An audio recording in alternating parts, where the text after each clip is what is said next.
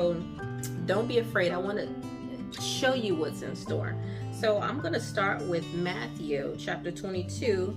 And if you have your Bibles, I hope you do, you'll know that the letters in red represents the voice of God, Jesus himself, Yeshua himself speaking.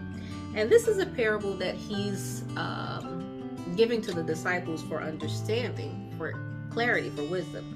And to see, this parable is about the wedding feast. So it's the parable of the wedding feast. And I want to read it to you and break it down to you so that you can understand again the parameters of why this sermon is so important for me to start. So again, the setting is there's this wedding, there's this big celebration. We are called the bride of Christ.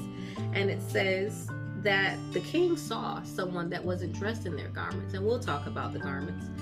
And this was the second time that God had sent out his servants to invite everyone. He says in verse 10. So those servants went out into the highways and gathered together all whom they found. God wasn't picky. He said all whom they found. They went out into the highways, and you hear people say byways, and they gathered all. Not some, not your mom, not my mom, not your dad, not my dad, not my best friend, not your best friend, not who I'm favored to, not who's rich, not who's poor.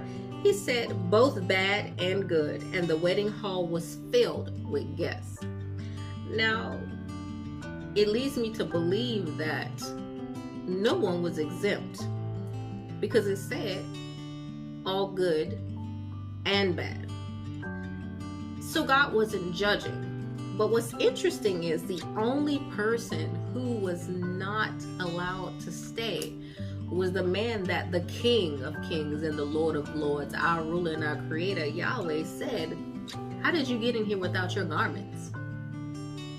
We don't know anything about this gentleman. We don't know if he's good or bad, because it said both good and bad were there. We don't know if he's a politician, if he's the president, if he's a CEO, if he's homeless, if he's gay, if he's straight, if he's a murderer, if he's a saint.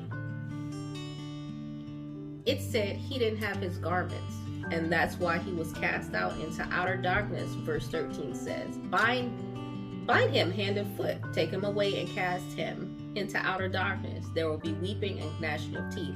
Verse 14 again, for many are called, but few are chosen.